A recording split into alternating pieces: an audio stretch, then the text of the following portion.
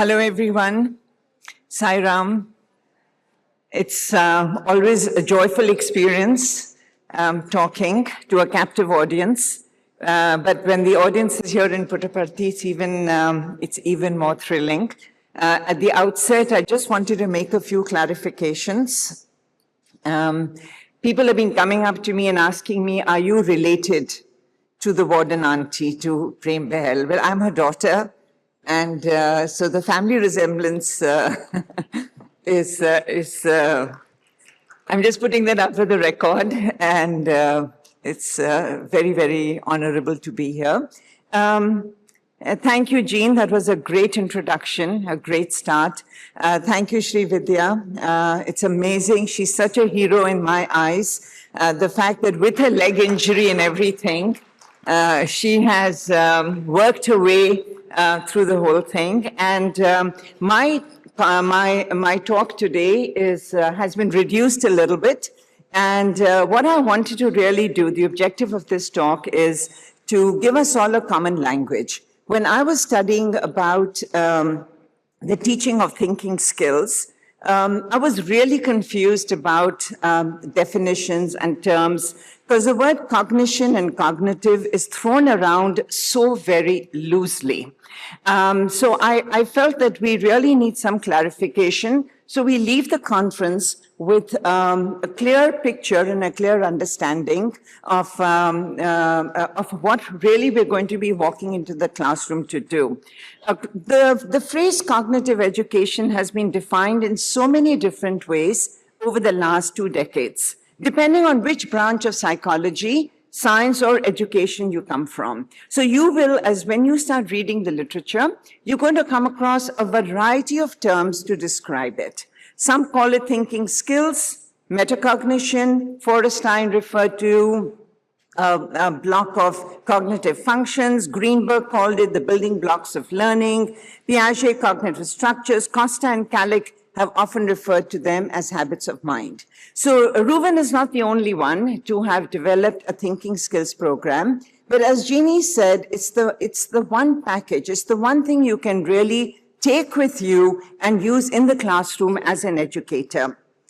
When I was a student at the University of Minnesota, we were really convinced that thinking cannot be taught.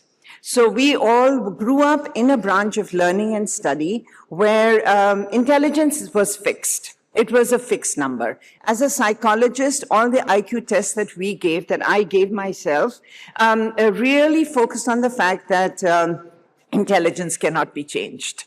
It's a number, and it kind of defines where you are and where you're going to be 40 years from now in your lifetime. So when I came across this new way of thinking, or the new approach, a lot of research has gone into it. And now, of course, it is not as controversial a topic as it was 20 or 30 years ago. We do know now that thinking can be taught. And a big thrust into education comes from the whole branch of neuroscience, which has not really made the bridge into education as smoothly as we had hoped, but it is getting there. And one very powerful result of neuroeducation or neuroscience has been that intelligence is now viewed as dynamic. There's no better word to describe that. And learning is a process-oriented activity.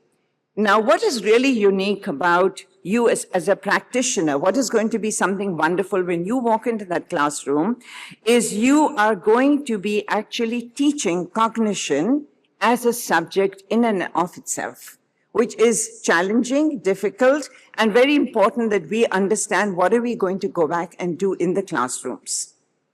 I'm going to use this definition of cognitive education because there are so many ways of describing and looking at cognitive education. So it is, as Hayward described it many years ago, it's a teaching and learning strategy whose major goal is the development and encouragement of systematic processes of perceiving, learning, thinking, and problem solving. And for me, when I read this definition, there are just 3 points that really stand out.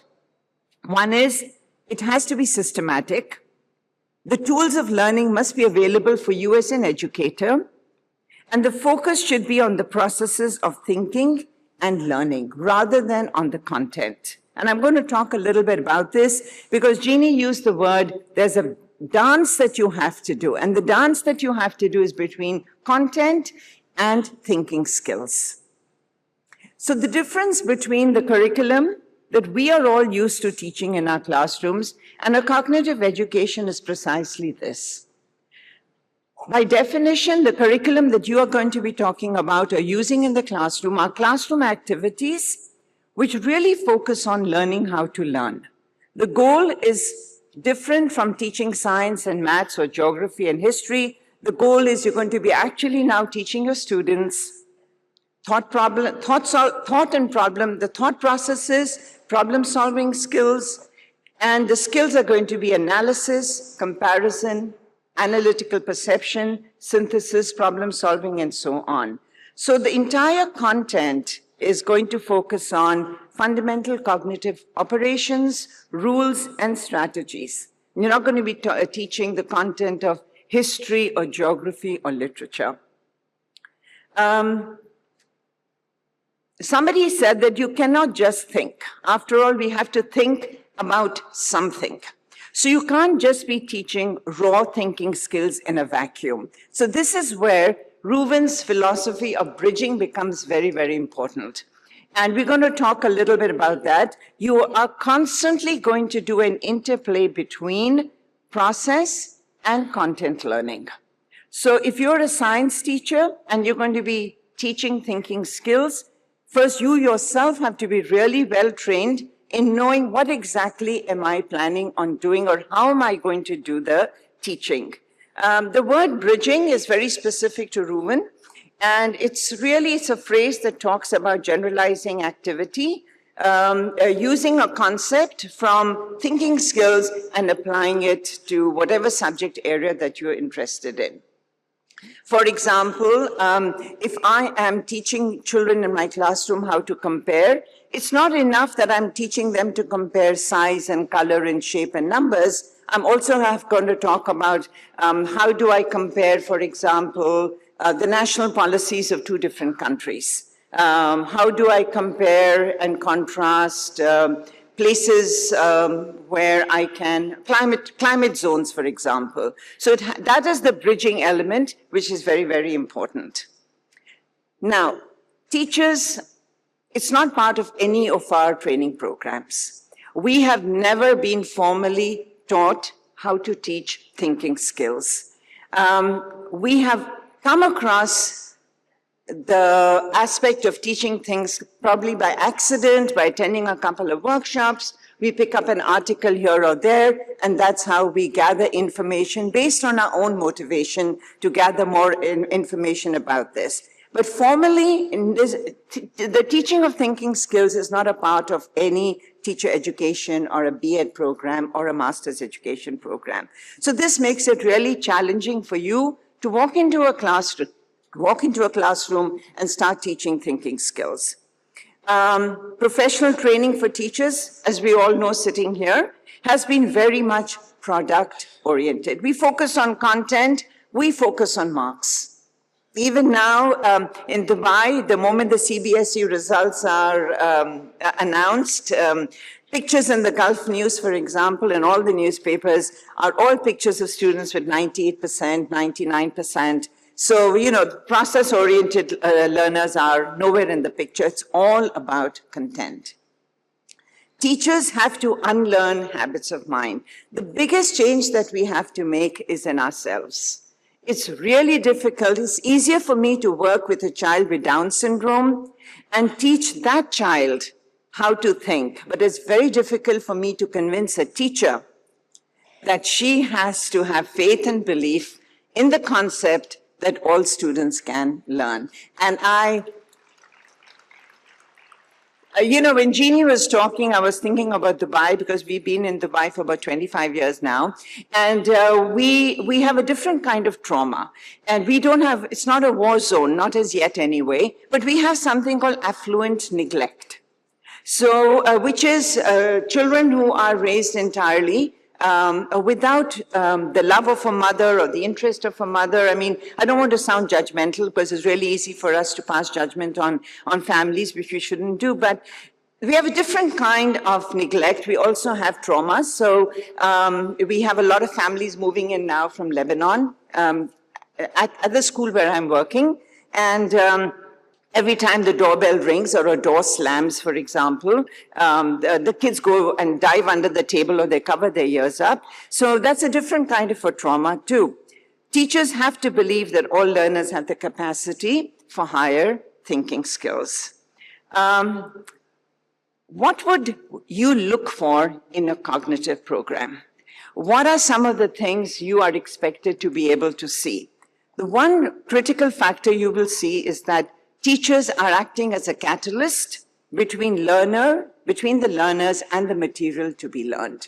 The word catalyst here is really important because that is going to be your role as a teacher if you are going to adopt the teaching of cognitive skills. You have to have confidence that what you're doing is really making a difference to the child. Jeannie talked a lot about a questioning approach, and that's very, very important rather than didactic instruction. A deliberate combining of content and process. This is hard to do, and it will come only with experience. So don't rush into it and don't consider yourself a failure by any measure at all, but just keep practicing. This is really a skill-based experience, practice-based kind of a skill that you will learn as you go along. So there's one point I really want to make, which is cognitive education is not merely about giving children splinter skill sets. Splinter means broken up. Comparing, analyzing, thinking about thinking. It aims about bringing a very deep cognitive structural change. If you're not able to do that, you're not making your students independent learners at all. Remember one thing, that cognitive structures cannot be implemented just by training or intervention. Your job in the classroom is going to be primarily to provide what we call the functional prerequisites, and then the child, you have to mediate and help the students to construct cognitive structures to enhance modifiability. Now, these are all very big words. I remember when I was first exposed to it, I really could not understand a single word. What does it mean to be, what is cognitive modifiability? I mean, what is my child suddenly going to look different? I mean, what am I looking for? How will I be able to assess change in my students? So it will come with time and confidence in yourself.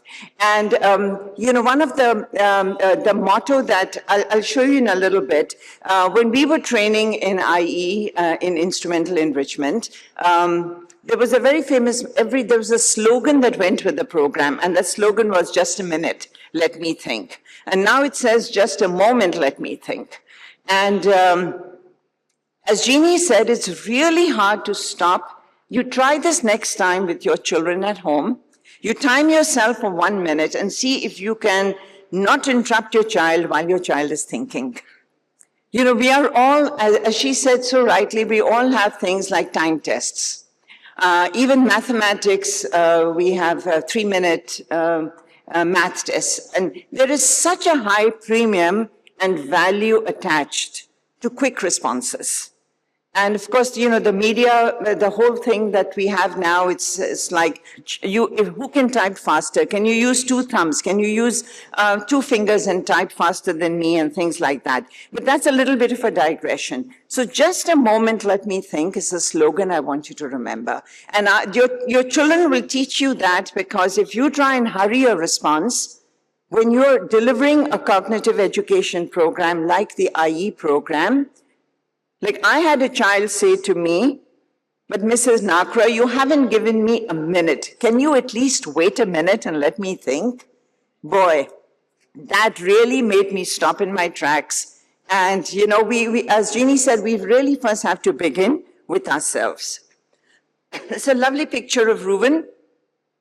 I spent a month in Israel I was thrown into the airplane by my husband, who said, "You're wasting your time sitting at home, go and meet him and really learn on the job." And it was a wonderful time in Israel with him. And his definition of what is a cognitive skill. If you could really read this carefully, I think we will all learn a lot from it. It's an internalized, coordinated set of actions.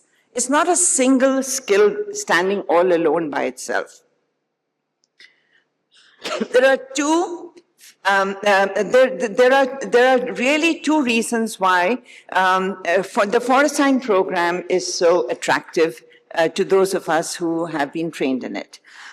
One is the philosophy. The program stands firmly on a huge philosophical structure. It's not a set of worksheets. Thank you.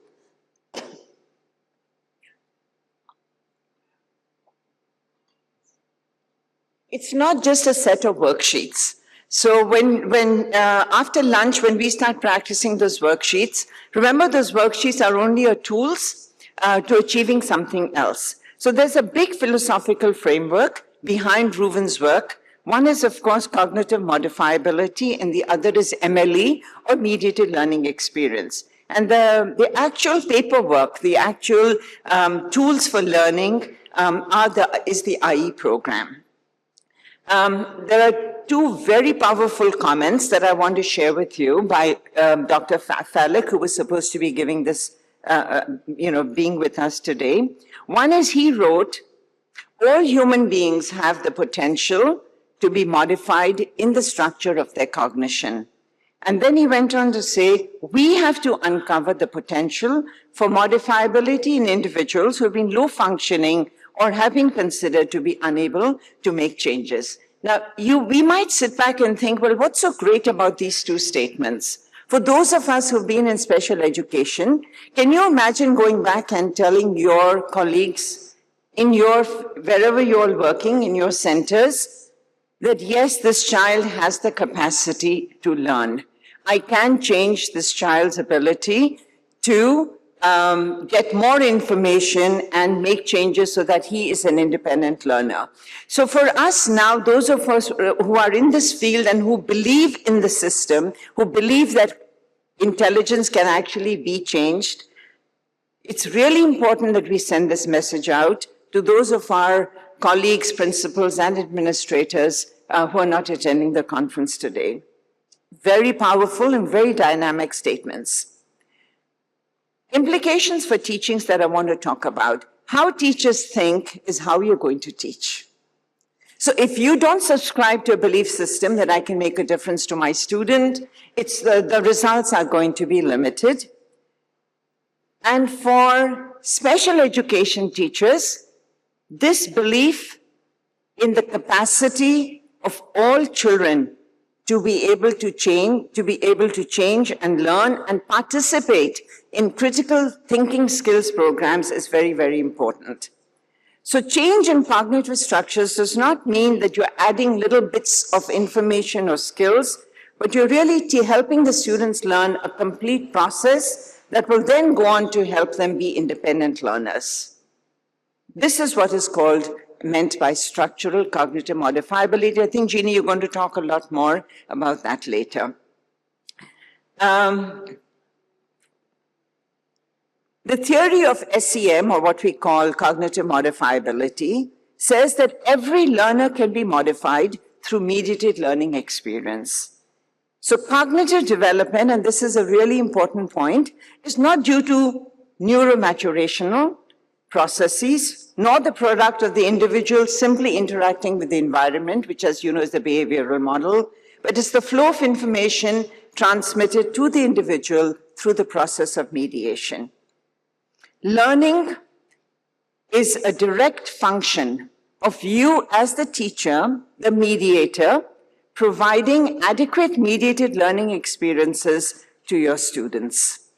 Now I want to talk a little bit more, and this is the model which really defines it very clearly. So the S is the stimulus or the learning material, the O is the child or the learner, and if you notice, the H is the human factor. That's where you and I are all coming in.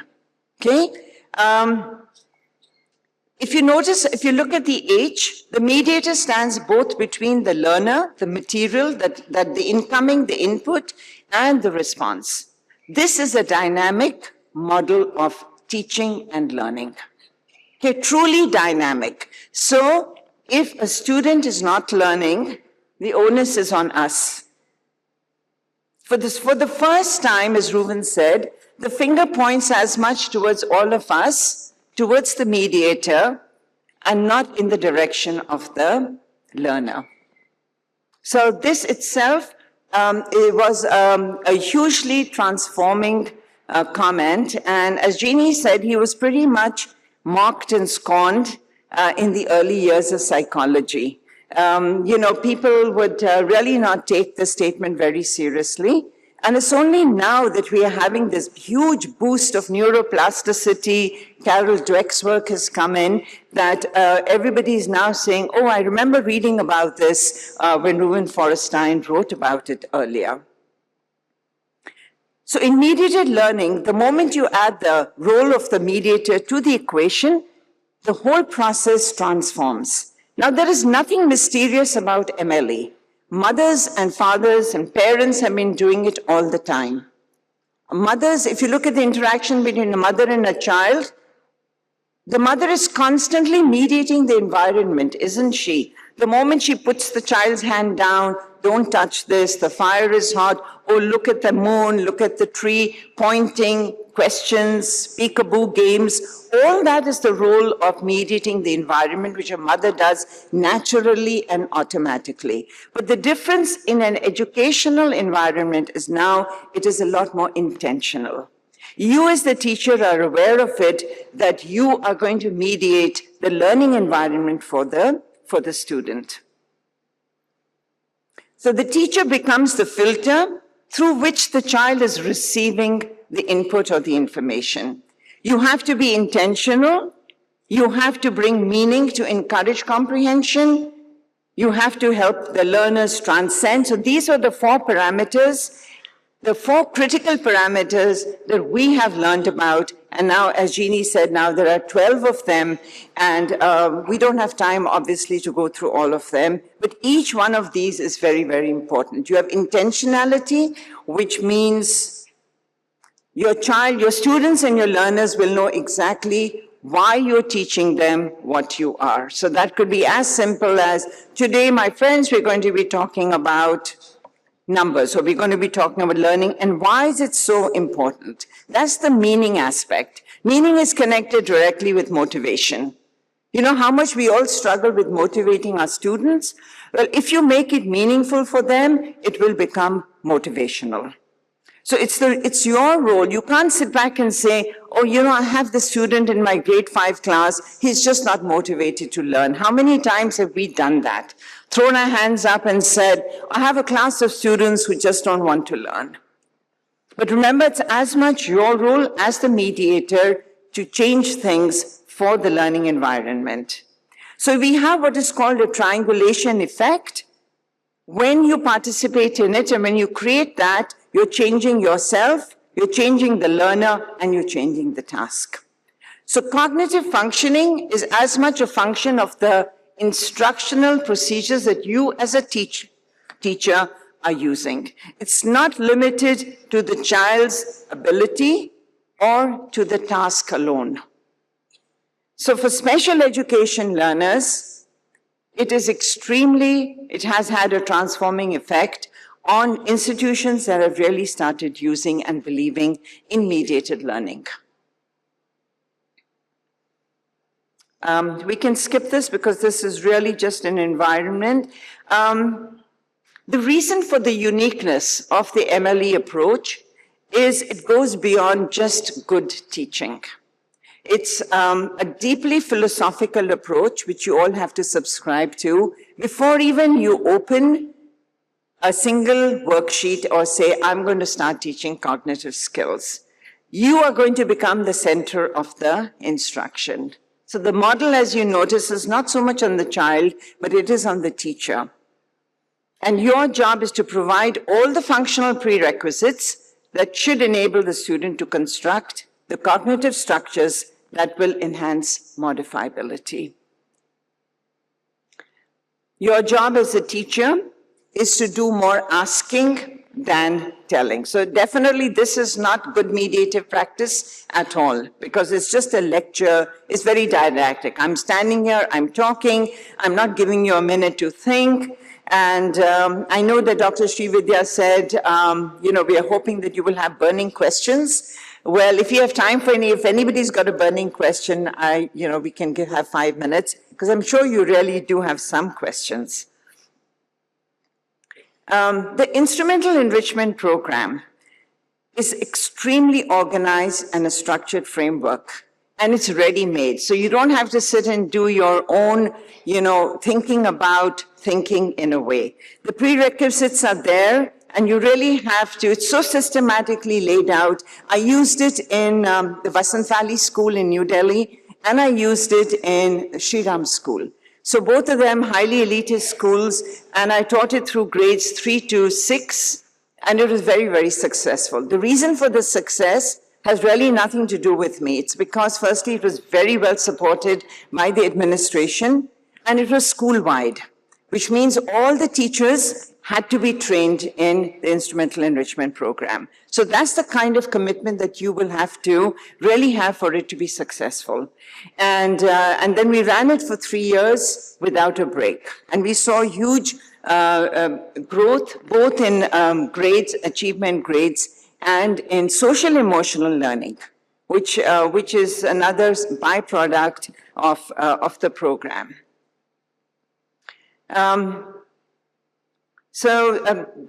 We will go over these. For me, the IE program for India is really useful because it's pretty content-free and it is language-free.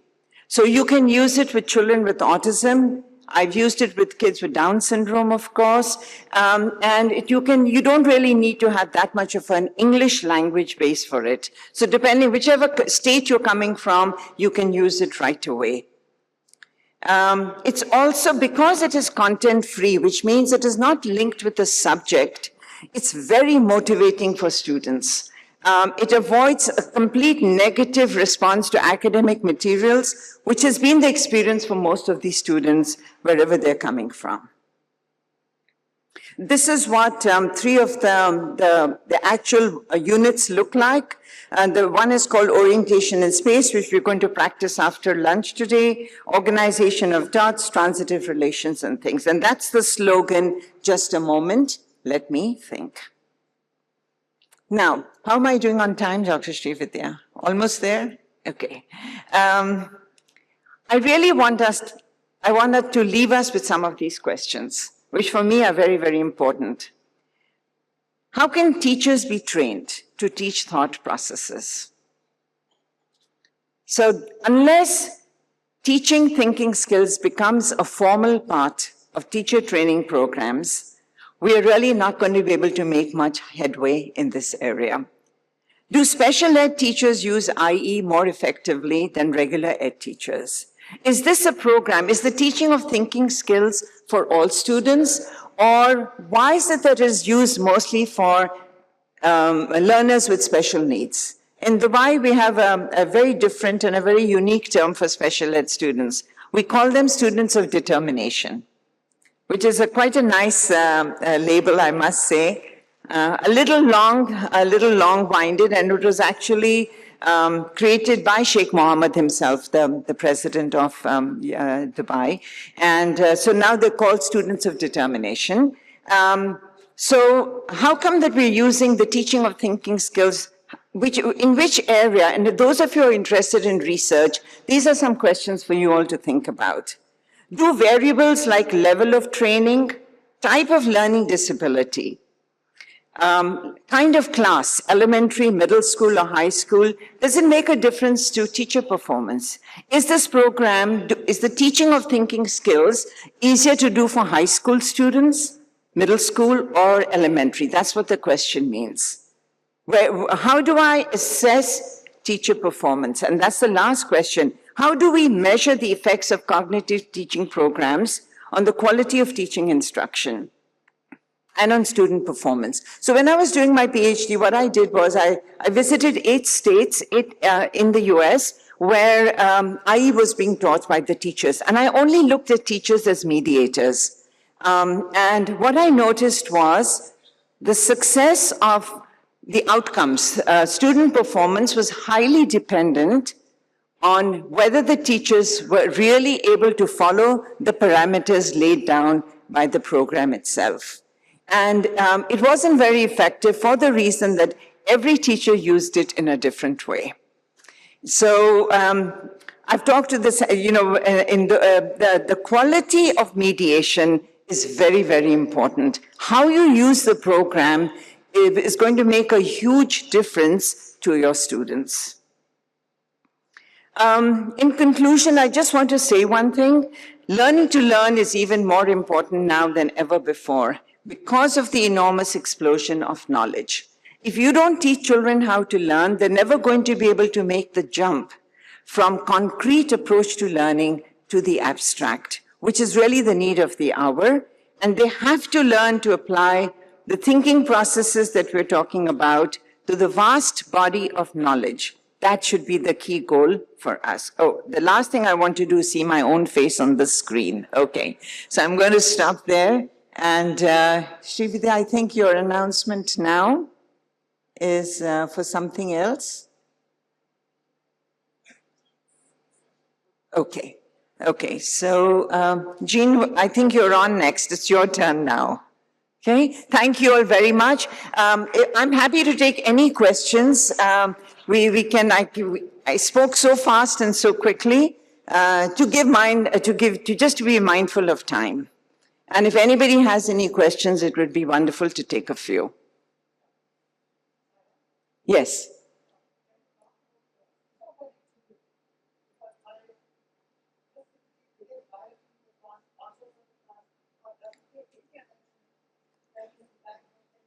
Okay.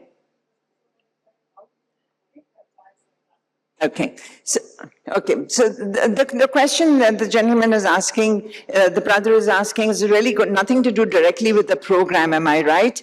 But you're talking about violent behavior in the classroom. Am I right, sir? Correct? With a diagnosis of schizophrenia and how to, as a teacher, how to manage that. Am I right? Okay.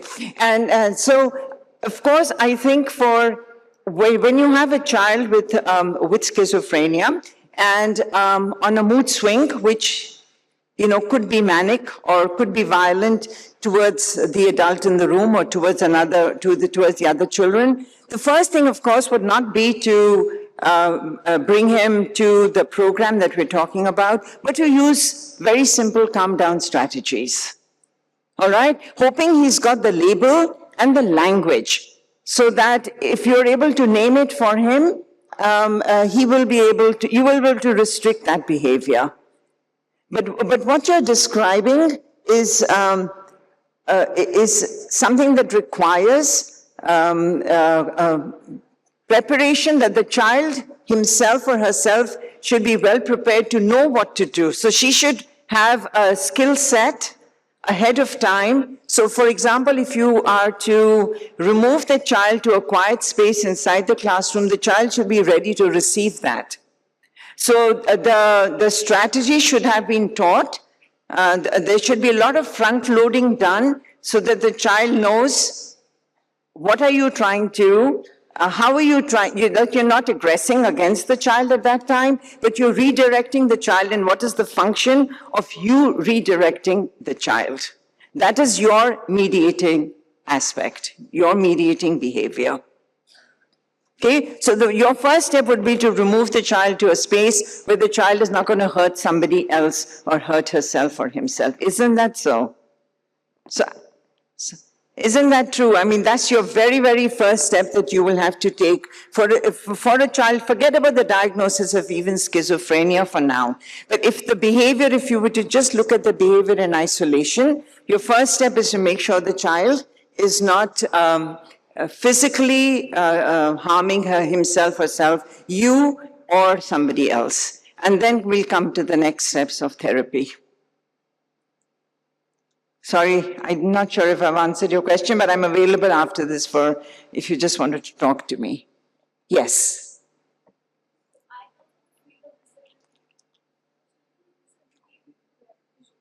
Yes. Okay, so Deepthi is asking the question that she comes from the field of disability and she says that after a module is over, do you repeat it again and again and again? So Janine, how is it set up nowadays? The same module would be repeated. I would have no hesitation in repeating a module depending on the needs of the child. I mean, repetition and repeated practice is the first step towards plasticity. Okay, perfect. Great segue. Okay, just hand over to her as quickly as I can.